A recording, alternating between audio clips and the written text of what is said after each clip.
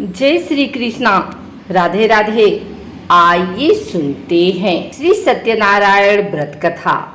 सत्यनारायण भगवान की पूजा का बहुत अधिक महत्व होता है। श्री सत्यनारायण व्रत कथा के कुल 5 अध्याय हैं, जिनका श्रवण करने से मनुष्य के सभी कष्ट मिट जाते हैं। आइए सुनते हैं सत्यनारायण व्रत कथा। एक समय की बात है, नैशिरण्य तीर्थ में सौनकादि 88,000 ऋषियों ने श्री सूत जी से पूछा, हे प्रभु, इस कलयुग में वेद विद्या रहित मनुष्यों को प्रभु भक्ति किस प्रकार मिल सकती है तथा उनका उद्धार कैसे होगा? हे मुनि श्रेष्ठ, कोई ऐसा तप बताइए जिससे थोड़ी समय में ही पुण्य मिले और मनवांछित फल भी मिल जाए। इस प्रकार की कथा सुनने की हम लोग की इच्छा रखते हैं। सभी शास्त्रों के ज्ञाता सूत जी बोले, हे वैष्णवों में पूज्य, आप सभी ने प्राणियों के हित की बात पूछी है, इसलिए मैं एक ऐसे श्रेष्ठ और व्रत के बारे में आप लोगों को जरूर बताऊंगा, जिसके बारे में नारद जी ने लक्ष्मी नारायण जी से पूछा था और लक्ष्मीपति श्री हरि ने नारद जी से कहा था। अब आप भी इसे सुनिए। एक समय की बात है, नारद जी दूसरों के हित की इच्छा के लिए अनेकों लोकों में घूमते हुए मृत्यु लोक में जा पहुंचे। यहाँ उन्होंने अनेक योनियों में जन्मे सभी मनुष्यों को अपने कर्मों के अनुसार पीड़ा झेलते हुए देखा। उनका दुख देख नारद जी सोचने लगे कि ऐसा क्या किया जाए जिससे निश्चित रूप से मानव के दुखों का अंत हो जाए। इसी विचार पर मनन करते हुए वह विष्णु लोक में गए। वहां वह नारायण की स्तुति करने लगे और बोले, हे भगवान, आप अत्यंत शक्ति से संपन्न हैं, निर्गुण स्वरूप, सृष्टि के कारण भक्तों के दुख को दूर करने वाले हैं। आपको मेरा प्रणाम। नारद जी की स्तुति सुन विष्णु भगवान बोले, मुनि श्रेष्ठ, आपके मन में क्या बात है, उसे निसंकोच कहो। इस पर नारद मुनि बोले कि मृत्यु लोक में अनेक योनियों में जन्मे मनुष्य अपने कर्मों के द्वारा अनेकों दुख से दुखी हो रहे हैं। हे प्रभु, आप तो ये बताइए कि वो मनुष्य थोड़े प्रयास से ही अपने दुखों से कैसे छुटकारा पा सकते हैं। तब श्री हरि बोले, हे नारद, मनुष्यों की भलाई के लिए तुमने बहुत उत्तम प्रश्न पूछा है। स्वर्गलोक व मृत्युलोक दोनों में एक दुर्लभ उत्तम व्रत है जो पुण्य देने वाला है। आज प्रेम वश होकर मैं उसे तुमसे कहता हूँ। श्री सत्यनारायण भगवान का व्रत अच्छी तरह विधान पूर्वक करके मनुष्य तुरंत ही यहाँ सुख भोग कर मरने पर मोक्ष पाता है। श्री हरि के वचन सुन नारद जी बोले कि उस व्रत का फल क्या है प्रभु, और उसका विधान क्या है? यह व्रत किसने किया था? इस व्रत को किस दिन करना चाहिए? आप सब कुछ विस्तार पूर्वक बताएं। नारद की बात सुनकर फिर श्री हरि बोले, दुख व सुख को दूर करने वाला यह सभी स्थानों पर विजय दिलाने वाला है। मानव को भक्ति व श्रद्धा के साथ शाम को श्री सत्यनारायण की पूजा धर्मपरायण होकर ब्राह्मणों व बंधुओं के साथ करने, साथ ही यथाशक्ति अनुसार भक्ति भाव से भगवान का भोग लगाएं, आरती गाएं और ब्राह्मणों सहित बंधु बांधवों को भी भोजन कराएं। उसके बाद स्वयं भोजन करें। कीर्तन भजन के साथ भगवान की भक्ति में लीन हो जाएं। इस तरह से सत्यनारायण भगवान का यह व्रत करने पर मनुष्य की सारी इच्छाएं निश्चित रूप से पूरी होती हैं। इस कलिकाल अर्थात कलयुग में मृत्यु लोक में मोक्ष का यही एक सरल उपाय बताया गया है। आइए सुनते हैं श्री सत्यनारायण भगवान व्रत कथा का दूसरा अध्याय। सूत जी बोले, हे ऋषियों, जिसने पहले समय में इस व्रत को किया था उसका इतिहास कहता हूँ, ध्यान से सुनो। सुंदर काशीपुरी नगरी में एक अत्यंत निर्धन ब्राह्मण रहता था। भूख प्यास से परेशान हो वह धरती पर घूमता रहता था। ब्राह्मणों से प्रेम करने वाले भगवान ने एक दिन ब्राह्मण का वेश धारण कर उसके पास जाकर पूछा, हे विप्र, नित्य दुखी होकर तुम पृथ्वी पर क्यों घूमते हो? दिन ब्राह्मण बोला, मैं निर्धन ब्राह्मण हूँ, भिक्षा के लिए धरती पर घूमता हूँ। यदि आपका इस उपाय का कोई हल जानते हो तो बताइए। वृद्ध ब्राह्मण रूपी भगवान ने कहा कि सत्यनारायण भगवान मनोवांछित फल देने वाले हैं, इसलिए तुम उनका पूजन करो। इसे करने से मनुष्य सब दुखों से मुक्त हो जाता है। वृद्ध ब्राह्मण बनकर आए सत्यनारायण भगवान उस निर्धन ब्राह्मण को व्रत का सारा विधान बताकर अंतर ध्यान हो गए। अगले दिन सुबह उठने के साथ ही उस बूढ़े ब्राह्मण ने मन में संकल्प लिया कि सत्यनारायण का व्रत करूंगा, और फिर अपने नित्य कर्मों से फ्री होकर वह भिक्षा के लिए चल पड़ा। उस दिन उसे भिक्षा में बहुत सा धन प्राप्त हुआ। उसी धन से उसने परिवार के साथ भगवान सत्यनारायण की पूजा की, व्रत रखा। इस व्रत के करने के कुछ दिन बाद उसके सभी दुख और कष्ट दूर होने लगे और देखते ही देखते एक दिन वह संपन्न और अनेकों संपत्तियों का मालिक बन गया। तब हर महीने की पूर्णिमा के दिन वह ब्राह्मण सत्यनारायण की पूजा करने लगा। इस प्रकार सत्यनारायण भगवान के व्रत को करके वह श्रेष्ठ ब्राह्मण सभी पापों और गरीबी से मुक्त हो गया और उसने एक दुर्लभ मोक्ष पद को प्राप्त किया। इस तरह से सत्यनारायण भगवान के व्रत को जो मनुष्य करेगा वह सभी प्रकार के पापों से छूटकर मोक्ष को प्राप्त होगा। जो मनुष्य इस व्रत को करेगा वह भी सभी दुखों से मुक्त हो जाएगा। सूत जी बोले कि इस तरह से नारद जी से नारायण जी का कहा हुआ श्री सत्यनारायण व्रत को मैंने तुमसे कहा। हे विप्रो, मैं अब और क्या कहूँ। ऋषि बोले, हे मुनिवर, संसार में उस विप्र से सुनकर और किस किसने इस व्रत को किया, हम सब इस बात को सुनना चाहते हैं। इसके लिए हमारे मन में श्रद्धा का भाव है। सूत जी बोले, हे मुनियों, जिसने इस व्रत को किया है वह सब सुनो। एक समय वही विप्र धन व ऐश्वर्य के अनुसार अपने बंधु बांधवों के साथ इस व्रत को करने को तैयार हुआ। उसी समय एक लकड़ी बेचने वाला बूढ़ा आदमी आया और लकड़ियां बाहर रखकर अंदर ब्राह्मण के घर में गया। प्यास से दुखी वह लकड़हारा उनको व्रत करते देख विप्र को नमस्कार कर पूछने लगा कि आप यह क्या कर रहे हैं तथा इसे करने से आपको क्या फल मिलेगा, कृपा करके मुझे भी बताएं। ब्राह्मण ने कहा कि सब मनोकामनाओं को पूरा करने वाला यह सत्यनारायण भगवान का व्रत है। इनकी कृपा से ही मेरे घर में धन धान्य आदि की वृद्धि हुई है। विप्र से सत्यनारायण व्रत के बारे में जानकर लकड़हारा बहुत प्रसन्न हुआ। चरणामृत लेकर वह प्रसाद खाने के बाद अपने घर गया। लकड़हारे ने अपने मन में संकल्प किया कि आज लकड़ी बेचने से जो धन मिलेगा उसी से श्री सत्यनारायण भगवान का उत्तम व्रत करूंगा। मन में इस विचार को ले बूढ़ा आदमी सिर पर लकड़ियां रख उस नगर में बेचने गया, जहां उसे अपनी लकड़ियों का दाम पहले से 4 गुना अधिक मिला। बूढ़ा प्रसन्नता के साथ पैसे लेकर सत्यनारायण भगवान की मूर्ति और व्रत की अन्य सामग्रियां लेकर अपने घर गया। वहां उसने अपने परिवारजनों को बुलाकर विधि विधान से सत्यनारायण भगवान का पूजन और व्रत किया। इस व्रत के प्रभाव से वह बूढ़ा लकड़हारा धन पुत्र आदि से युक्त होकर संसार के समस्त सुख भोग अंत काल में वैकुंठ धाम चला गया। श्री सत्यनारायण भगवान की जय। आइए सुनते हैं श्री सत्यनारायण भगवान की व्रत कथा का 3रा अध्याय। सूत जी बोले, हे श्रेष्ठ मुनियों, अब आगे की कथा कहता हूँ। पहले समय में उल्का मुख नाम का एक बुद्धिमान राजा था। वह सत्यवक्ता और जितेंद्रिय था। प्रतिदिन देवस्थानों पर जाता और निर्धनों को धन देकर उनके कष्ट दूर करता था। उसकी पत्नी कमल के समान मुख वाली तथा सती साध्वी थी। भद्रशिला नदी के तट पर उन दोनों ने श्री सत्यनारायण भगवान का व्रत किया। उसी समय साधु नाम का एक वैश्य आया। उसके पास व्यापार करने के लिए बहुत सा धन भी था। राजा को व्रत करते देखकर वह विनय के साथ पूछने लगा, हे राजन, भक्ति भाव से पूर्ण होकर आप यह क्या कर रहे हैं? मैं सुनने की इच्छा रखता हूँ, तो आप कृपा करके मुझे बताएं। राजा बोले, मैं अपने बंधु बांधवों के साथ पुत्र आदि की प्राप्ति के लिए श्री सत्यनारायण भगवान का व्रत व पूजन कर रहा हूँ। राजा के वचन सुन साधु आदर से बोला, हे राजन, मुझे इस व्रत का सारा विधान कहिए। मैं भी इस व्रत को करूंगा।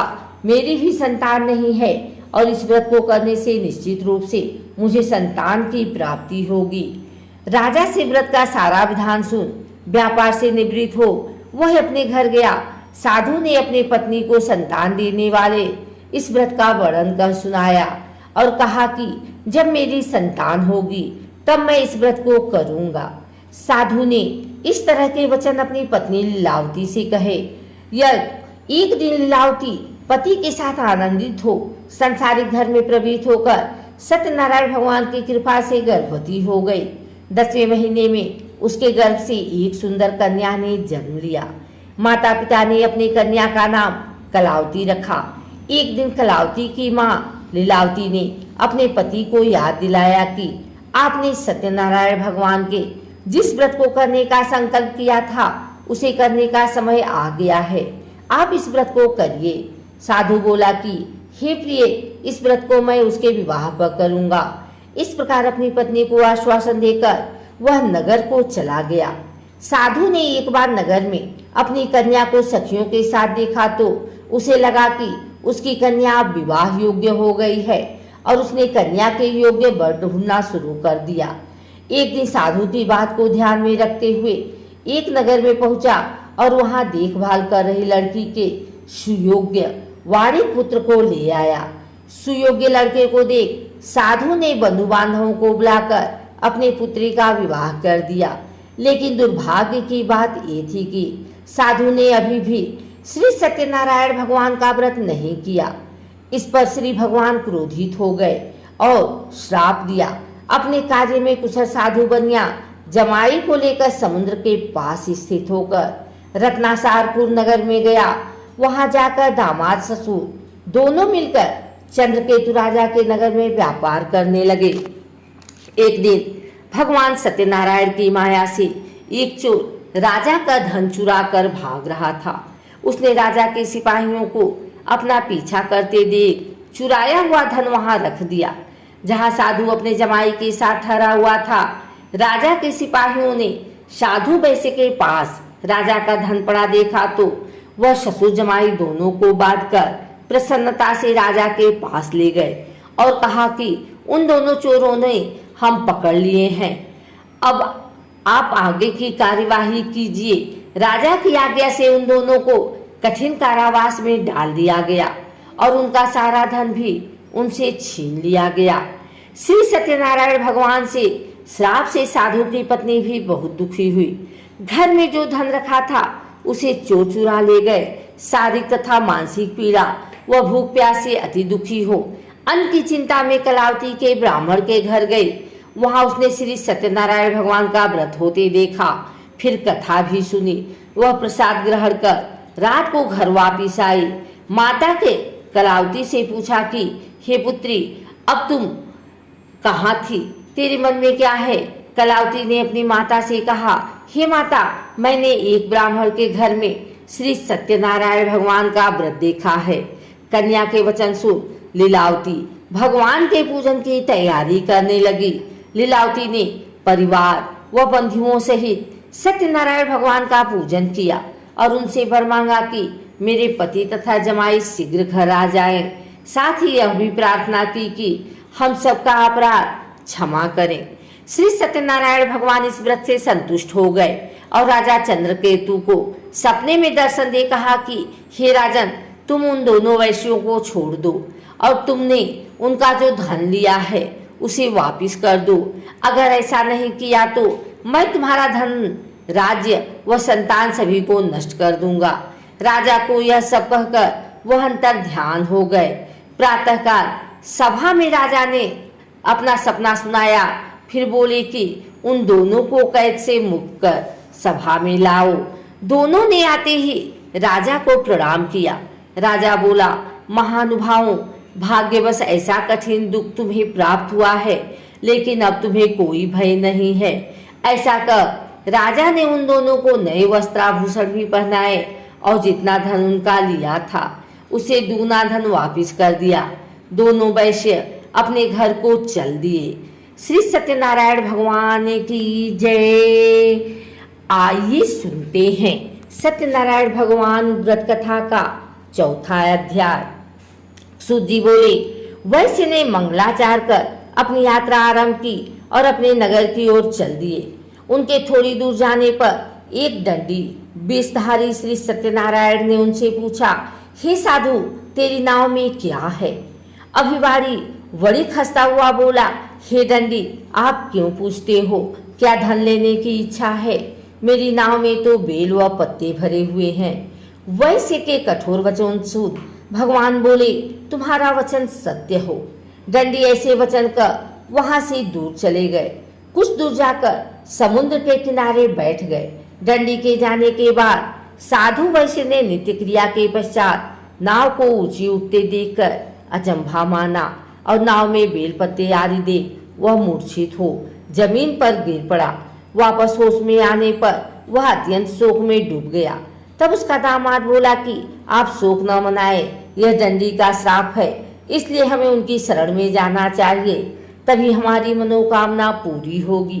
दामाद की बात सुनकर वह दंडी के पास पहुंचा और अत्यंत भक्तिभाव नमस्कार करके बोला, मैंने आपसे जो असत्य वचन कहे थे उनके लिए मुझे क्षमा कर दें।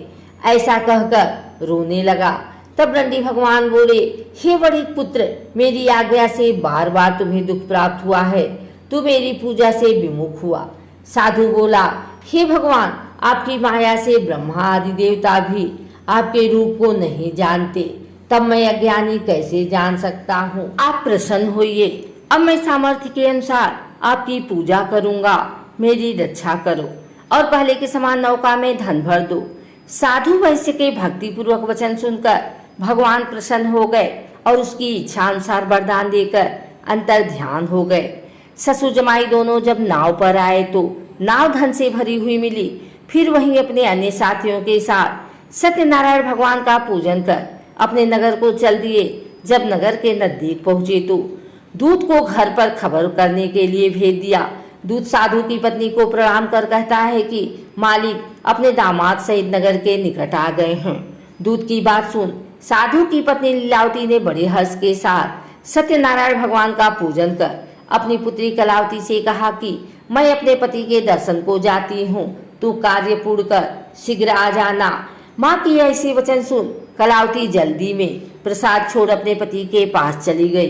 प्रसाद की अवज्ञा के कारण श्री सत्यनारायण भगवान रुष्ट हो गए और नाव सहित उसके पति को पानी में डुबो दिया। कलावती अपने पति को वहां न पाकर रोती हुई जमीन पर गिर गई। नौका को डूबा हुआ देख वह कन्या को रोता देख साधु दुखी होकर बोला कि हे प्रभु, मुझसे तथा मेरे परिवार से जो भूल हुई है उसे क्षमा करें। साधु के दीन वचन सुनकर श्री सत्यनारायण भगवान प्रसन्न हो गए और आकाशवाणी हुई, हे साधु, तेरी कन्या मेरे प्रसाद को छोड़कर आई है, इसलिए इसका पति अदृश्य हो गया है। यदि वह घर जाकर प्रसाद खाकर लौटती है तो इसे इसका पति अवश्य मिलेगा। आकाशवाणी सुन कलावती ने वैसा ही किया जैसा आकाशवाणी के दौरान भगवान ने कहा और फिर प्रसाद ग्रहण करने के बाद जब वो वापस आई तो अपने पति के दर्शन करके अत्यंत प्रसन्न हुई। उसके बाद साधु अपने बंधु बांधवों सहित श्री सत्यनारायण भगवान का विधि विधान से पूजन करने लगा। इस लोक का सुख भोग कर वह अंत में स्वर्ग लोक को चला गया। श्री सत्यनारायण भगवान की जय। आइए सुनते हैं श्री सत्यनारायण भगवान व्रत कथा का 5वां अध्याय। सूत जी बोले, हे ऋषियों, मैं और भी एक कथा सुनाता हूँ, उसे भी ध्यान पूर्वक सुनो। प्रजापालन में लिन तुंगध्वज नाम का एक राजा था। उसने भी भगवान का प्रसाद त्याग कर बहुत ही दुख किया। एक बार जंगल में जाकर वन्य पशुओं को मारकर वह बर के पेड़ के नीचे आया। वहां उसने ग्वालों की भक्ति भाव से अपने बंधुओं सहित सत्यनारायण भगवान का पूजन करते देखा। अभिमानवश राजा ने उन्हें देखकर भी पूजा स्थान में नहीं गया और ना ही उसने भगवान को प्रणाम किया। ग्वालों ने राजा को प्रसाद दिया, लेकिन उसने वह प्रसाद नहीं खाया और प्रसाद को वहीं छोड़ वह अपने नगर को चला गया।